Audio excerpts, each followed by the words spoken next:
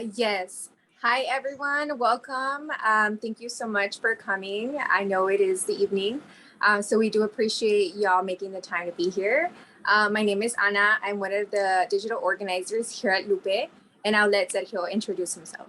Hi, I'm Sergio, he, him, here, also working at Lupe as a digital organizer. And like Ana said, we're glad that you can join us.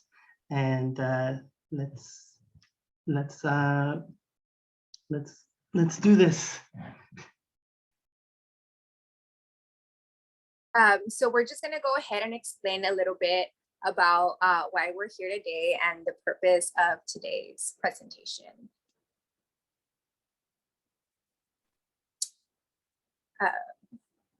So we're here today to learn about the legacy of the struggle in the RGV and how we can continue that legacy today. I mean, you wouldn't be here if you didn't believe that together we can win a Rio Grande Valley and border region where all can live free and thrive. For generations, we have worked in agriculture fields and oil fields, feeding and fueling the world. In factories and farms, healthcare and education, we share the fruit of our labor with our people on both sides of the river. And when we have faced injustice, we have united across race, culture, and borders to rise up, protest, and strike, to fight for the dignity our communities deserve. For generations, the river has nurtured that drive for dignity. Its waters have united us and given our region life. But today, it's being used to divide and conquer. Power-hungry politicians and greedy corporations using immigration policy at the border as a tool to increase their wealth and power. They block progress on immigration to make sure there are always undocumented and temporary workers they can exploit, so they don't have to provide good working conditions and fair wages. They use border policy to manipulate voters. Across the nation, they cultivate an image of border as a mere political playground, not a place where millions of us live, work, raise our families, and pursue our dreams. They create fear of immigrants taking the jobs of citizens. And with that fear, they pit our neighbors against us and scare them into voting for the same politicians who create the situation. But as border residents, we are fighting back. We are the heroes we've been waiting for. Where they divide, we unite. We can unite people of all races and backgrounds around the truth that is corporate greed and racist policy that keep our jobs precarious and our communities underfunded and oppressed. If we stand together, we can win an immigration system that welcomes with dignity and serves the interest of our community. We can win a world that keeps our familias whole and our communities free. To build that unity, we have to know our history. And to be the leaders we need now, we have to know the leaders whose shoulders we stand upon. That's why we're here tonight. Local historian Eduardo Martinez will present on the 50th anniversary of the Pharr riot, a moment that helped Chicano movement to advance civil rights and political engagement. UTRGV professor Dr. De La Trinidad will highlight some of the contributions of Lupe members to the civil rights and community building in the RGV. To win a border region where all can live free and thrive, we need to learn from the generations who came before us. Eduardo Martinez and Dr. De La Trinidad will help us do that. So just before we start, sorry, the presentation is skipping, but some meeting norms. This meeting is being recorded. If you can, please stay on mute until the end when we open it up for questions, or if you feel like just typing out your questions, you can put that in the chat. And I think with that, we're ready to begin. Eduardo, you should be able to present. So let me stop sharing so that you can share. Give me a second.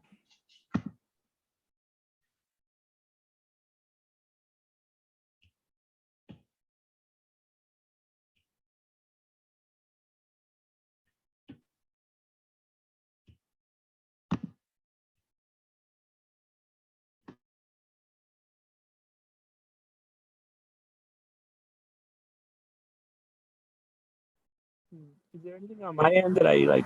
Oh, a share screen. My bad. I just saw it.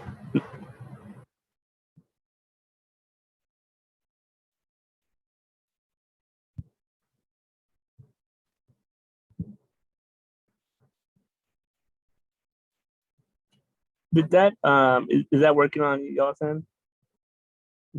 Okay. Yes. Okay, yeah. 1 second. Let me just all right. Well, today, since this year is the 50th anniversary of the Pharr riot, I thought it would be pretty neat to do an overview over that important event that happened in 1971. So the Pharr riot happened on February 6, 1971, but the story really started a few months before that with Maria Magayan, Oralia Magayan, and a group of women in a nearby neighborhood they called Pharr Chiquito. And in this picture, you see Maria Magayan and her group there, and they're at the time they were protesting against the mayor of Pharr. And that's Raquel Orendine, who 1 second, yeah, to backtrack, yeah, that's the group of women.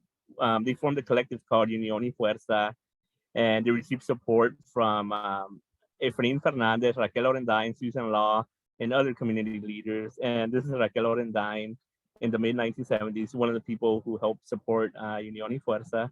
And a lot of these photos that you're going to see today, they came from Susan Law, another person who supported this group and who sadly, she passed away on July 30th or 31st, actually, but she passed away in July.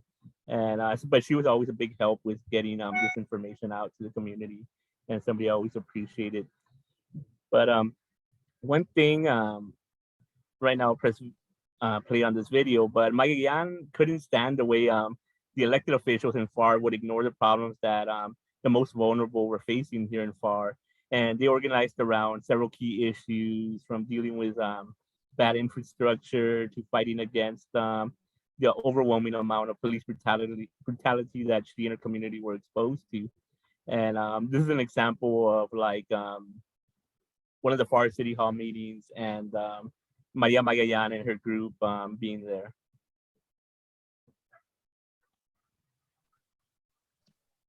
I think we won't hear the audio, Eddie, because in order for us to hear the audio, when you click share screen, you have to click a little box that says share audio too. Sorry about that. Oh yeah, no problem. Let me see. You might have to stop and then share again really quickly.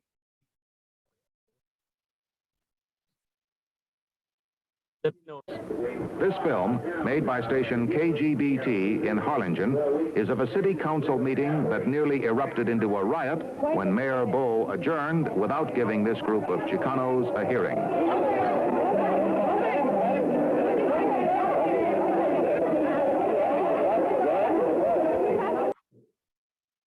Yeah, so for those that don't know, like in 1970 and 1971, the Pharr Police Department had developed a real nasty reputation for brutalizing people in our community, even including some young teenagers.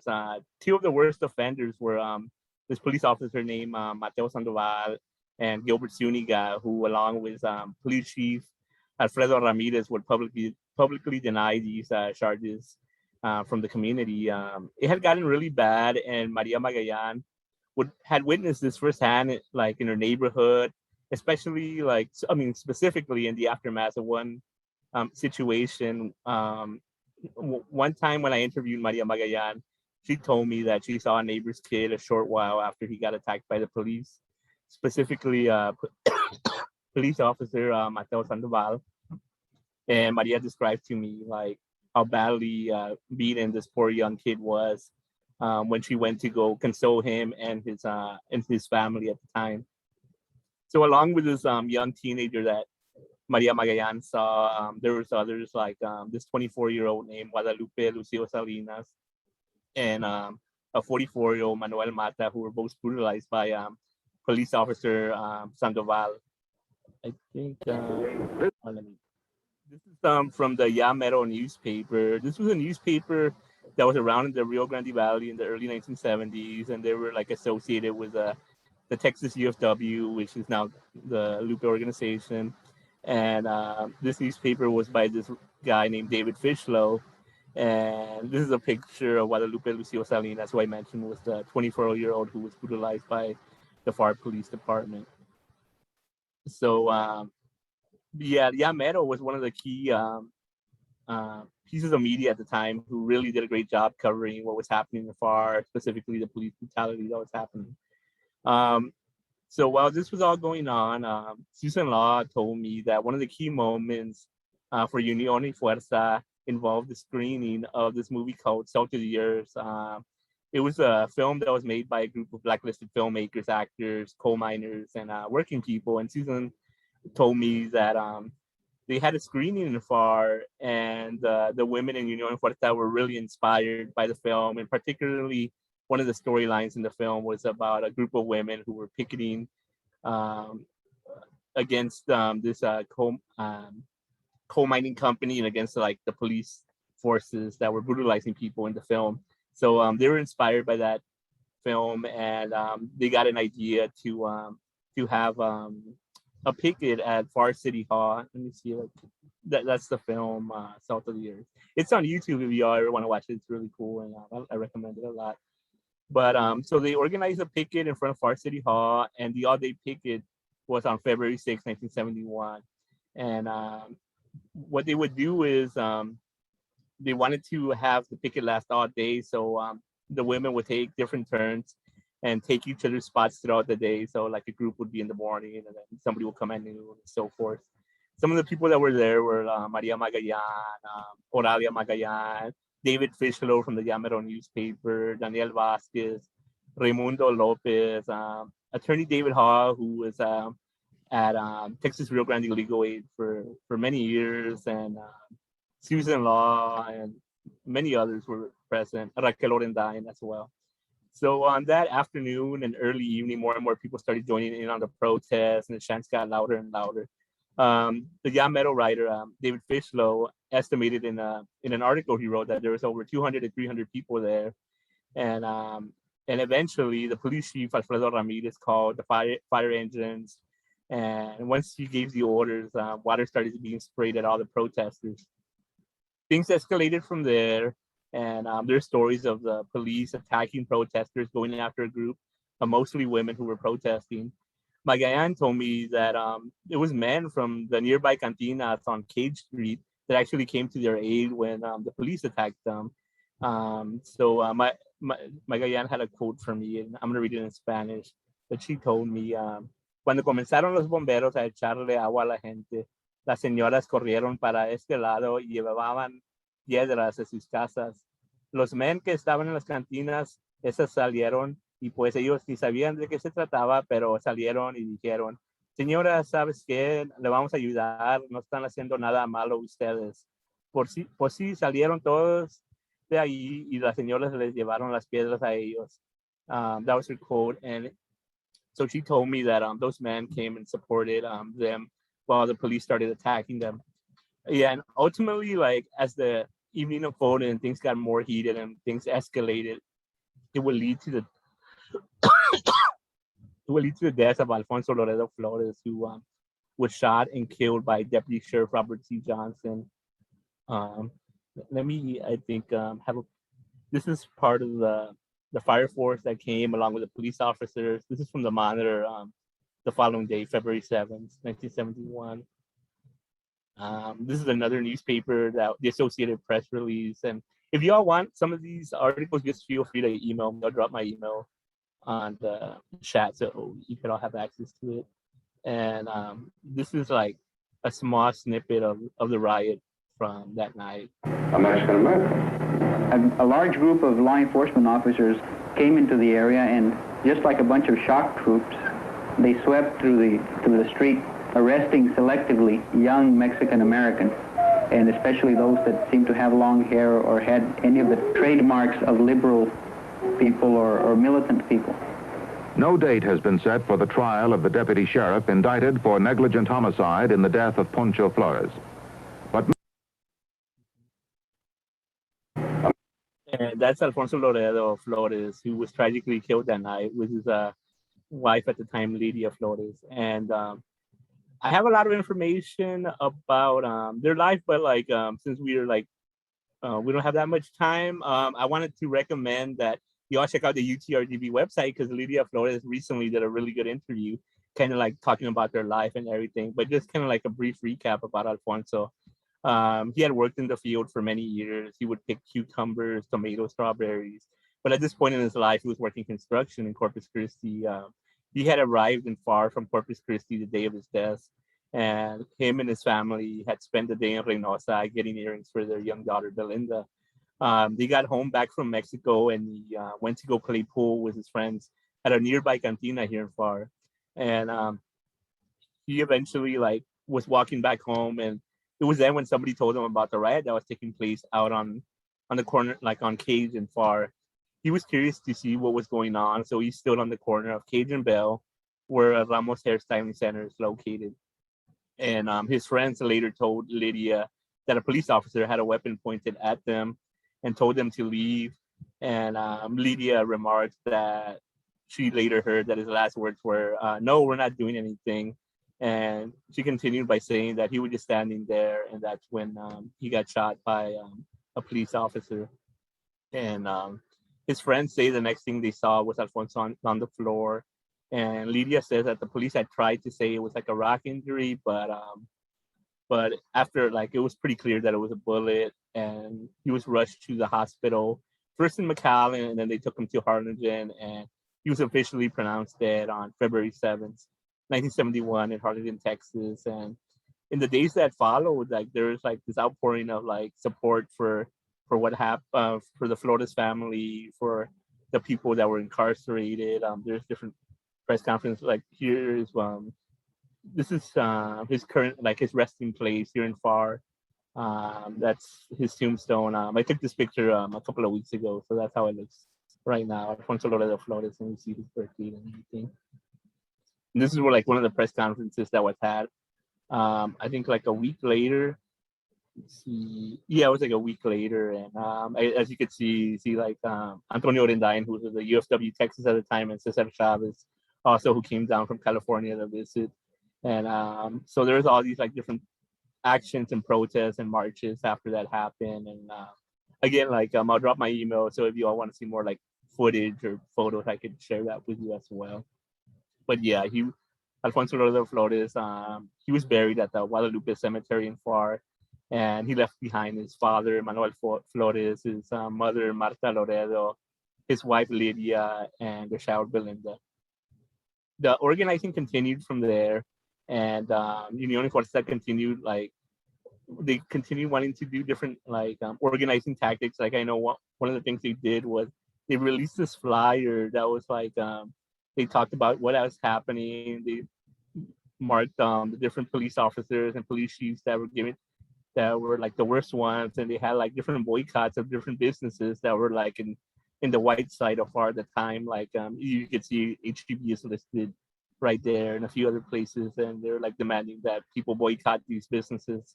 So and I like the way this flyer looks. Los perros no siguen sueltos.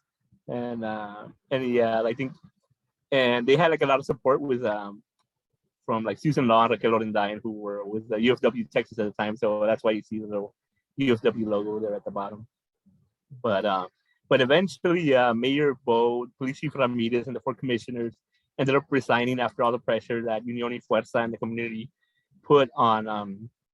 And but I didn't mention earlier, but the person that ended up that shot Alfonso De Flores was this person named Robert C. Johnson, but unfortunately, he was acquitted for his role in the death of Alfonso De Flores' untimely death. The reason why that happened, I talked to David Hall about it, and he told me that he represented Lydia Flores, and he said that despite what everybody saw that night and all the evidence, that his quote was, the problem was that the bullet was so malformed you couldn't link it to his gun. So that's why he was acquitted at the time. But yeah, one thing I wanted to share that also Lydia, that I like that Lydia mentioned, was that she concluded with after Robert C. Johnson was acquitted, she said, and in her interview, she said, quote, "I think it was just racist." And then she continued, "Now it's going back to the same way. There's a lot of racists out there, and I just wish it won't happen to anyone else." So yeah, to conclude, almost 50 years, unfortunately, we're still struggling with police violence in our communities. I know like there's a lot of issues here in Pharr. Like last August, a teenager who lives a few blocks away from me, he was shot by the Pharr Police Department, and thankfully he survived, but he suffered a lot of injuries. And unfortunately, a lot of cities here in the Valley continue to be more militarized than ever. I know this past July was the year anniversary of the death of Jorge Gonzalez, who tragically died due to injuries sustained from the Hidalgo County Sheriff officers. And I know that Lupe and the Divest Invest RGV group did a great job getting that story out there for what happened to Jorge. And so just to conclude, I also want to give a shout out to different groups and organizations like Voces Unidas, the No Border Wall Coalition, Arise, CCRP, and others that I might be forgetting that are fighting against different forms of militarization that keeps happening in our border community. So just check out those groups if you haven't done so yet. So that's it for me. Thank you. Thanks, Eddie. And si tienen preguntas, if y'all have questions, we'll have some time at the end to answer them or drop them in the chat. Now we'll let Dr. De La Trinidad. Oh, I mean, yeah, Denise. Just so that we can give them time to both answer questions at the end. Dr. La Trinidad, if you're ready to share your screen.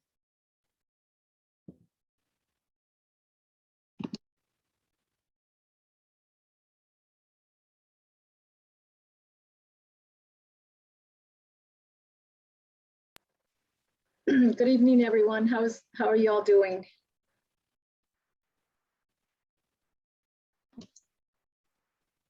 Well, I think we're doing good. I think they're just unmuted. They're We're muted. recording. Okay. Okay. All right. I just have a few slides. There's not that many slides, but I don't know. I like to use visuals. And of course, you know, when I teach, I use a lot of visuals. But today, what I wanted to talk about, I'm going to have to put my glasses back on because I have to read.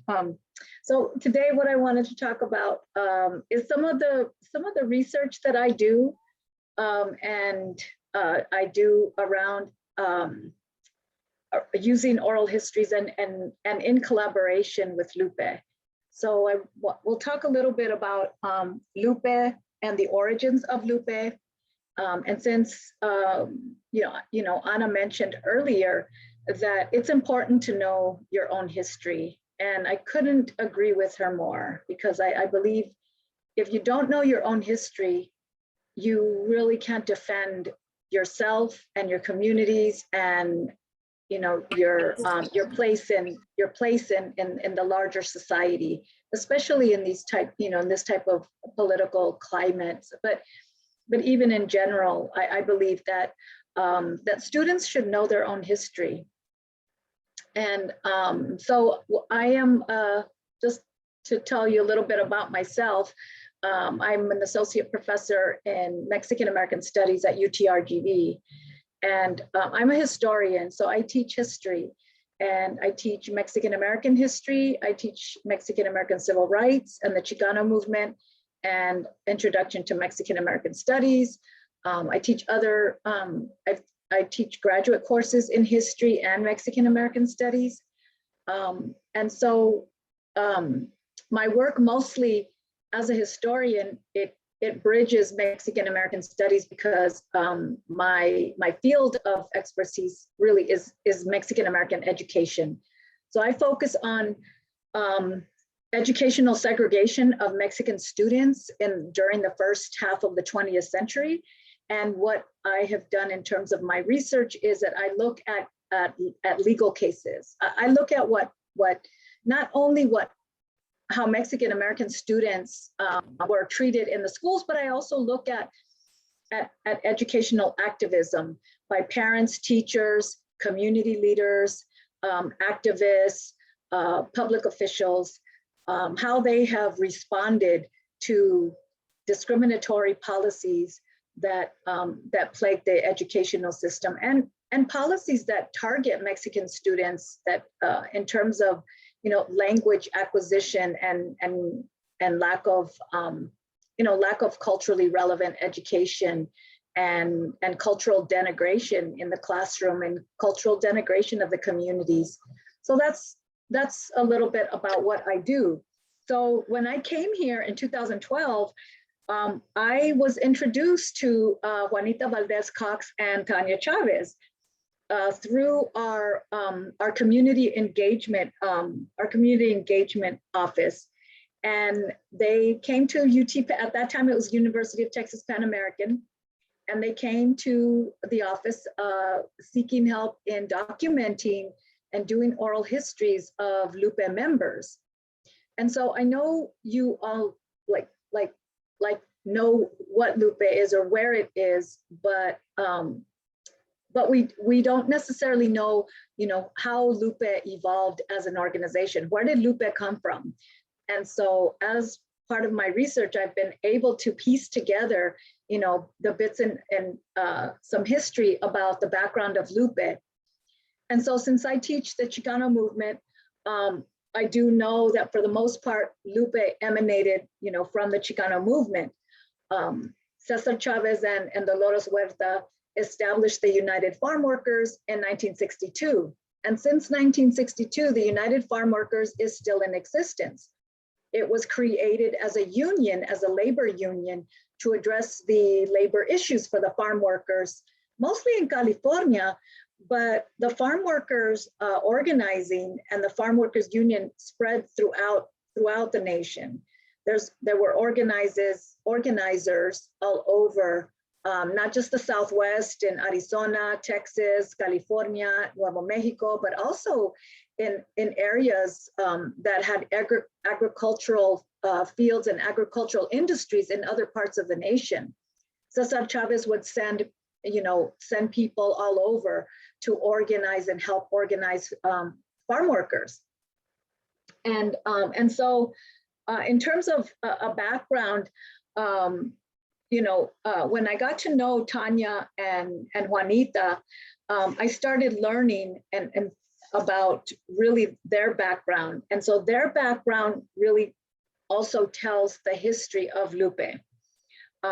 So when I have the work that I have done with Lupe is mostly around oral histories and oral interviews.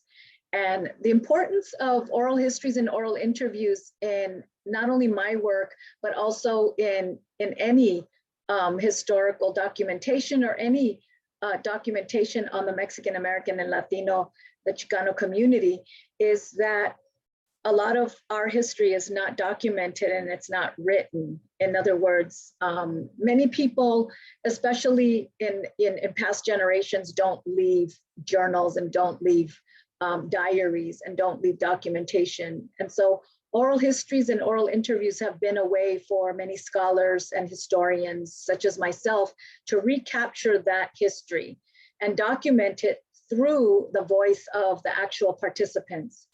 And so oral histories are a life story. And I've been able to do life stories of, through students, through my classes, life stories through oral interviews of many of the members of Lupe, including former members of the United Farm Workers. So because Lupe emanated from the United Farm Workers, just to give you a little bit of background, so Juanita, when Juanita Valdez Cox came to the Valley, she came with her family. Her family were migrant farm workers. She was born in Mercedes. And so when her family came in to the Valley, her parents went to a meeting in the early 1970s. In 1979, actually, her parents went to a meeting called by Cesar Chavez, who held a farm workers convention in San Juan. And so when her parents went to that meeting, they took Juanita with them. And so Juanita learned how to be involved in the community, not only from her parents, but also by getting involved and volunteering for the United Farm Workers and contributing her time and engaging in labor activism, to fight all of the discriminatory policies and practices around the working conditions for farm workers. So by the mid-1980s, Juanita was the director of the United Farm Workers South Texas chapter. And then she served in that capacity until about 2003, when the United Farm Workers in South Texas transitioned into Lupe, La Unión del Pueblo Entero. And so La Unión del Pueblo Entero was a vision of Cesar Chavez, of a community of a union for the community. He had established a union for the workers, a union for the laborers, but he believed that beyond labor issues and beyond issues of working conditions, members in the community needed a way to organize themselves and needed a way to get things done for the community beyond labor, whether it be social services, whether it be financial aid, whether it be now in present day, in present day conditions, it's assistance with immigration and immigration documentation. And so Lupe, for the most part, has become a union in the vision of Cesar Chavez, a union for the community that addresses a vast number of issues, as you all know. Those of you who work with Lupe and are organizers, you know that Lupe looks at and addresses issues such as issues that plague colonias, issues that plague, like, for example, infrastructure and drainage and sanitation, parks, lighting, even speed bumps. I've been doing oral history since 2014. And so through all the oral histories that we've done, through my classes, through both the Chicano movement class and the Mexican American Civil Rights class, what we have learned is that a lot of the members of Lupe's and even former members of the UFW have contributed to the activism and contributed to the betterment and the improvement of their own communities, their own colonias. And there's different issues that a lot of these members focus on. For example, health, the Health on Wheels initiative. Now, I'm not sure if you all do like any work around the pandemic, but education has been an issue. The quality of education that the community gets, Mexican American community, is still an issue, and is still not up to par in terms of national standards. Like in terms of Mexican American educational issues, today there is still a high dropout rate amongst Mexican American communities, not just in Texas, but throughout the nation. There's still a high dropout rate. So that's one of my concerns, the issue of education, the quality of education that students are receiving in the region.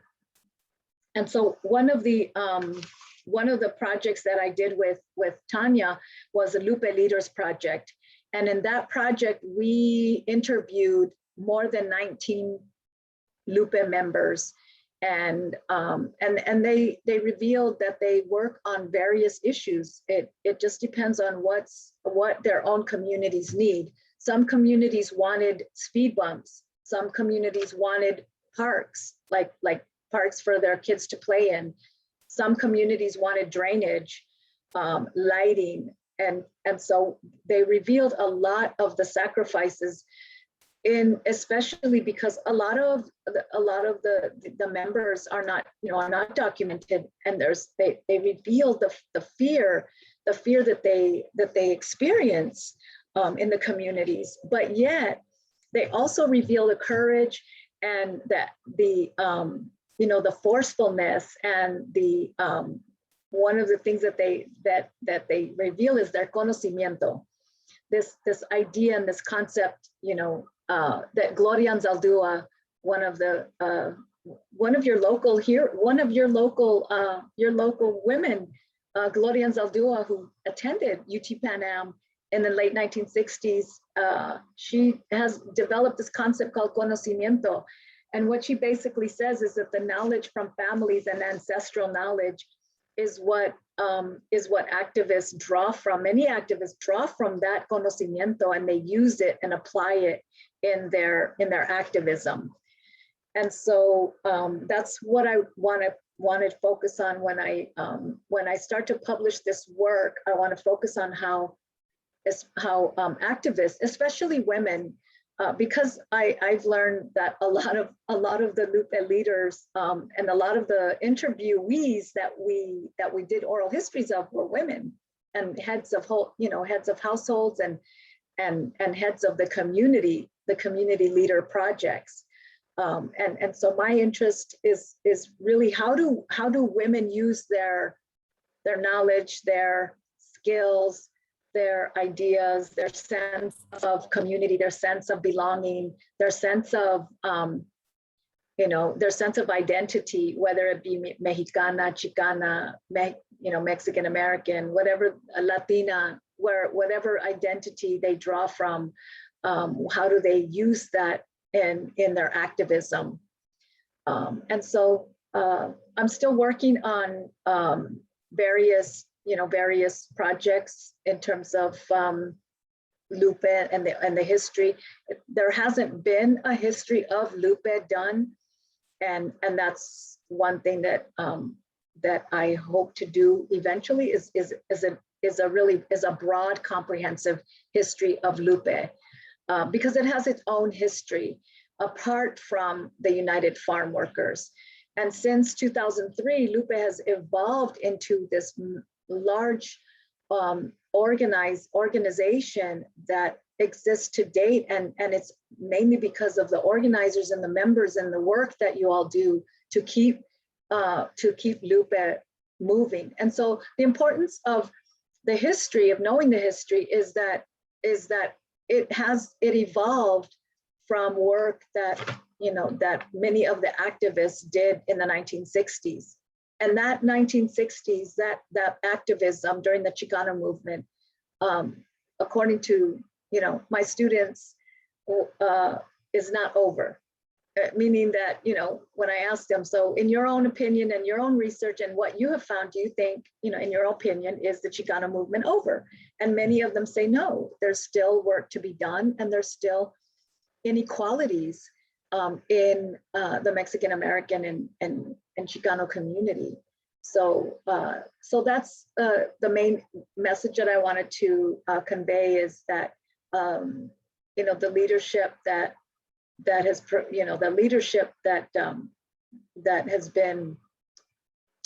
been longstanding, and the leadership under Tanya and Juanita Valdez Cox has really something that I want to definitely write about and publish, because it's part of our history. It's part of our applied history, in that our history is still being constructed. We tend to think about history as past, what's happened in the past, but history is also what connects the past to the present. And so I think Lupe is a very good example of a way to connect the past to the present. So I'll leave it at that. And thank you. Thank you for all that. Thank you, Eddie and Dr. La Trinidad. Right now, we're gonna open it up for questions. So if you feel comfortable, you can go ahead and take yourself off mute, or you can type it in the chat.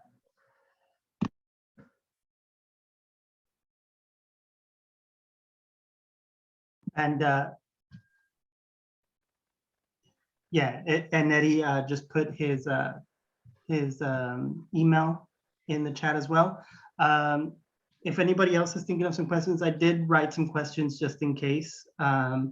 Some things that I'd like to know is, what are ways that people can learn more about RGV history and connect with their local roots? Eddie, if you can answer. Yeah, that's a good question. I guess the first thing that pops to my mind is local libraries, and the library and archives at UTRGV has been super helpful. I've learned a lot going to the archive there. And I guess another way is like going to community events. Like I know in the past, just random events I've gone to. Like for instance, I know this weekend is the Narciso Martinez Cultural Arts Center Conjunto Festival, and you never know who you're gonna run into there. Like one time, I remember I ran into Dr. Jose Angel Gutierrez, and I had like a nice chat with him talking about like old Mexican American Chicano history, and which kind of like reminds me that I guess a good thing to do is to I guess talk to elders and your family, because the way I first learned about the Pharr riot was through my dad and through my brother, so through like older people. That's how I first learned about the Pharr riot. So so yes, that's kind of how. So I would, I guess, recommend community events, libraries, archives, and talking to elders in your community. Yes, and that's right. The Narciso Festival is happening this weekend in San Benito. We do have a question in the chat for Eduardo. What became of Unión y Fuerza after the Pharr riot and the women in the group? Yeah, that's interesting. Yeah, I know they were like still active for a while, because like I think they even became like for a while they became like a registered like early Valley nonprofit like in the early 70s, and they continued working on other several key issues, and then like I know Maria Magallanes is still living there actually on Bell Street, so I'm not sure when she stopped being active in the community, but I feel like maybe it was like at some point in the 70s that she stopped being active. And I know her daughter, Oralia Magallanes, she died fairly young, because I can't remember when. I feel like it was within the last 20 years that she passed away. But Maria is still around, and she's living there on Bell Street, and she's always very open to talking about like her work and what they were doing in the 70s. And she has like a really great sharp mind, because I remember like she remembered all these details and all these names, and so Maria Magallanes, yeah, she's still around.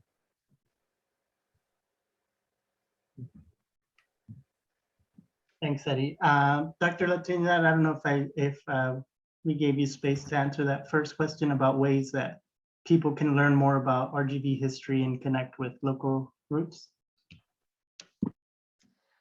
I guess well, from my perspective, since I work with students, I always tell students they should, definitely take, Mexican American history and learn about themselves. I learn about history through oral histories, conducting oral histories and doing oral interviews. That's how I've learned a lot about the Valley history, because I'm not from the Valley, I'm from Arizona. And so since I've been here, I've assigned oral history projects in my classes. And so the papers that students write based on their oral interviews is one of the ways that I've learned a lot about the history of the Valley. Recently, I've learned more about the history of the Valley by teaching teachers the history of the Valley through a program that I was luckily got a grant to do. And all of the knowledge that we provided the teachers, we've been able to house in the UTRGV library. But going to places, I would say as well, like the Valley has a rich history of not just locations and people, but it also has a rich history that is connected to not just the state history, but the national history as well. There are a lot of national implications on regarding the history of the Valley. But to learn about the history of the Valley, I would say I would agree with Eddie. Museums are a good way. Museums, but really the best way to put together and to learn is really interview your family members, your tios, your tias, your great grandparents, your grandparents, your parents, regardless of what they have to tell you. They do have a story, and they may not believe that their story is of value, but it is. It is. And so helping them understand that they are history. That is one of the better ways that I could think of to learn about your own history and the history of your family, because that's, you know, that's Rio Grande Valley history too. Thank you. I have a couple more questions if nobody else has some. Okay. I think Gabe Gonzalez put something here. Is there a place where the collective of Chicano history is being compiled? Coming from the EdCal Chelsea, we all learned about the '68 walkout when we were kids and were surrounded by the activist students throughout our education in the community that is very proud of our history. One of the main organizers was Maria Garza, who was a cafeteria worker and was my grandparents' neighbor. Would love to see their story to not disappear. Thanks, Gabe, for that question. Eddie, or? Yeah, there's bits and pieces of the history being compiled. At the issue at UTRGV is that there isn't something that's called the Chicano collection. That requires, you know, the interest of the institution to create, you know, and to fund really the collection of documentation and the collection of anything that families have in their homes that contribute to the history. So there are bits and pieces about the walkout online. Like you said, there are oral interviews, you know, scattered. There are some I saw some on YouTube of the interviews of the walkout participants. I have done oral histories of Chicano movement activists, but again, it's trying to compile everything into one place has been a challenge. But I can tell you that I'm working on it. I mean, I'm working on it with the executive director, like of the museum, Francisco Guajardo. He's done a lot of oral interviews as well, and he's also trying to, you know, create a body of work on the history of the Valley. And so between the university, the special collections, the museum, and then other local museums around, that's really how you're going to get, you know, how this is probably going to, you know, happen. But to answer your question in terms of centralized location, I don't know of one to date. Yeah, I totally agree with Dr. De La Trinidad. Yeah, there's not like one central location. Like you could find different things here and there and different like sources. So like, I guess that's your best bet is maybe one area would be really good for something, and then some other areas might be helpful with other things. But yeah, like I don't know, Gabe, if you saw this documentary that was done a couple of years ago, like Frank Segovia, Dan Segovia, Sam Herrera, and myself did like a documentary on the EdCal Chelsea walkout, and I'm gonna link it there on the comments. Just like some of the people that were involved in the walkout talk, and also Francisco Guajardo, who you mentioned, also comes out in the documentary because he's just great wealth of information when it comes to EdCal Chelsea. Thank you, Eddie. Yes, I've seen that documentary, and it is a great piece of history, oral history.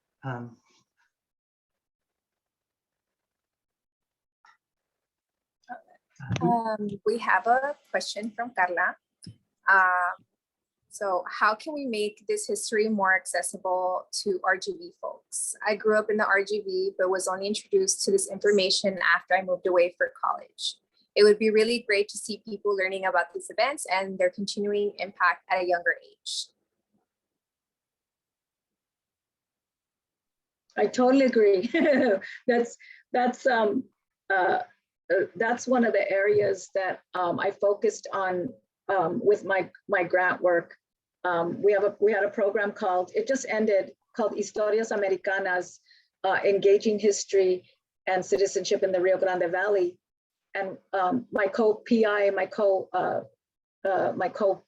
colleague was Dr. Francisco Guajardo. We created this program for teachers, K through 12 teachers, to teach them about the history of the Valley. And we did it from a historical perspective and from a Mexican-American perspective, because social studies and history, the way it's taught, and many students say this, you know, they don't see themselves in the history. They don't see themselves in the curriculum. And so you're right. Like my students always say, why do I have to go to college to learn, you know, to learn about Mexican-American civil rights or what Mexican-Americans have contributed to the nation? Why did I have to do that? And the sad answer is that the curriculum doesn't have much. Not that it can't be taught, because it can, and but it's just that in order for teachers to teach their students, the teachers have to know it, and so that has implications for you know, for preparation of teachers. Yeah, that's a great question, Carla. Like, yeah, I wondered this too at times. What can we do to make this like history more accessible? But yeah, I agree a lot with Dr. De La Trinidad. I think like it would, so many more people would get exposed to this if it was possible to have this like be part of like K to 12 like curriculums and studies. That would be so great. And I think maybe also like more events like these in the future, and like maybe like more events in general where like intergenerational like communities can come together and share stories. And but yeah, I really wish like more people like this history was more known to more people. And yeah, and it's never like through the fault of the people themselves. It's just that like a lot of times this information is just either not accessible or it's hard to get a hold of. Yeah, and just to add, you know, Carla Petrofishmar, she was one of our graduate students that, you know, part of trying to give access to the material is we translated all of our materials into Spanish so that bilingual teachers could teach the content that we provided for the teachers in our workshops. So I just wanted to give her a shout out because, you know, there was so much to translate, and it's you know, giving the content also in the language that many of our students go to school with, you know, is also important, and is also part of access, you know, linguistic access. So that was part of our grant, and that was part of our one of our objectives, is that we said we would translate all of the materials into Spanish, and we did. So I can. Yes, sorry to interrupt you, Dr. La Trinidad. Thank you for mentioning me. And yes, I like through translating all of these documents and videos, I was able to learn about history too, because I wasn't aware of so many things that are like places and information that was available to us. I wasn't aware of anything. So it was very enlightening for me to be able to be part of this program and to be able to do this work. And currently I'm still translating one of the videos that I think is very important for teachers, because it really it kind of shows them through like personal firsthand experiences of other teachers that place-based education, which is what Historious Americanas is about, is very important for the Valley, and it could also be applied to other regions, right? But particularly for the Valley, it's a very important like part. Mm-hmm. Yes, thank you, Carla. So I just put the link to the link in the video. There's a lot of material in there, but if you're going to be any teachers out there or would-be teachers, that's a resource that we built for the teachers, and it's Rio Grande Valley history, you know, from a Mexican-American perspective.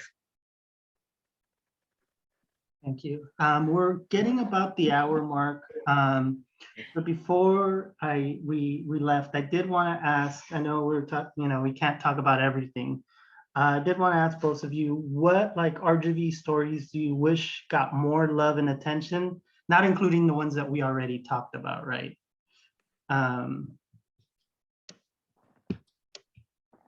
Eddie or Dr. La Trinidad?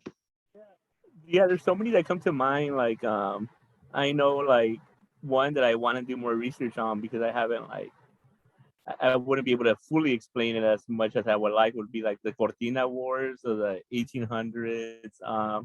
There's stories of the 1910s regarding like the Texas Rangers and their abuse, like what they did at the time. The plan of San Diego that also happened in the 1910s.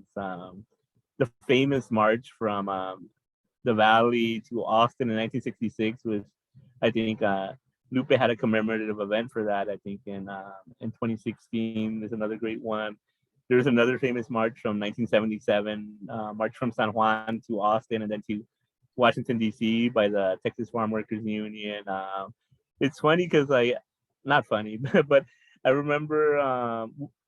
I just noticed that one of the stories I was going to say is the McAllen police brutality story, and I noticed that it's part of the graphic right here on the RGV graphic, and that's like a story that I feel that a lot of people don't know about and doesn't really get a lot of attention. But that was like also a big, major national story. So definitely, I think like something there should be some research dedicated to that story of the McAllen police brutality that was happening in the late 70s, early 80s. So those are some stories that pop into mind.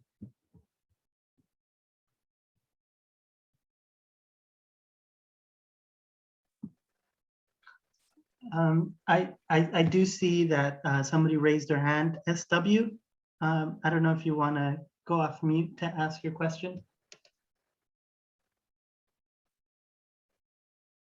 And while we wait for them to ask their question, I do want to invite everybody to join our online organizing meeting that we do here at Lupe. You know, we're still working towards a future that we can all live and thrive in. I'm gonna drop the link in the chat where you can sign up for like our next meeting. SW. How many people do you get at the meeting, Sergio? It's fluctuated from like 14. I think the last meeting we did have like 8 people, but it's, you know, people from a lot of local people, but there's even people from Washington or from Ohio. We're trying to see if we can get a bigger online organizing membership base where people who are not only being affected directly are organizing for issues here in the Valley, but also especially when we deal with national campaigns like a pathway to citizenship, protection from deportation, border wall, that we have the ability to connect with people, you know, wherever they are. The link it doesn't look like it connected. So I'm gonna type it in again. I don't know why it's not going into hyperlink. Maybe I need to add the HTTPS on there. But you can visit our website and it should pop up right away or / together. It's working. Thank you. I see it there. Thanks. Anybody else has question? If not, I know SW has their hand up, but I don't know if they're still there. Okay. I know y'all, the last question I'm gonna ask, I know y'all dropped or put your emails in the chat, but is there any other ways that people can connect with your work or reach you, contact you if they'd like more information? I'm on the UTRGV website in the Mexican American Studies page. So, and my contact information is there too. And so I'm hoping that once the pandemic, we haven't been able to do service learning with Lupe, because I do a lot of service learning collaboration with Lupe, but we haven't been able to do any service learning to get students, you know, to volunteer with Lupe since the pandemic. So I'm hoping that will resume once the pandemic is over, and I know people are going back, you know, slowly into normal life, but I think that it should once it's really over, which I don't know when it will be, but we'll try to I would love to get back to collaborating with Tanya and Juanita and the staff there at Lupe, because it's I think it's a really good experience for students. Yeah, like for myself, like I guess like my email and then my Twitter, which is like Pharr from Heaven, and also on my Patreon, I include a lot of my work on South Texas history, local music, and archival of different like materials, whether it be like interviews or newspapers, like the Yamato newspaper, for instance, but I also have like different audio interviews that I've conducted over the years. So yeah, I guess whichever, like you could email me, you could follow me on Twitter or my Patreon as well, which I included there in the comments. All right. Well, thank you so much, Dr. De La Trinidad and Eduardo, for joining us and like sharing all this knowledge that y'all have compiled. Gabe, we can send out an email. If you registered here, we'll send the links and the information. And I believe, well, we can follow up and we'll decide that, me and Sergio, after. But we'll be sure to send y'all that information. Make sure to follow us on social media if you're not already. But thank you so much for being here today with all of us. Again, thank y'all for presenting, and I hope y'all have a good night. Hasta luego. Thank you for coming, and thank you for inviting me, Sergio. We'll talk soon. Yes. You all, good night. Good night. Bye-bye.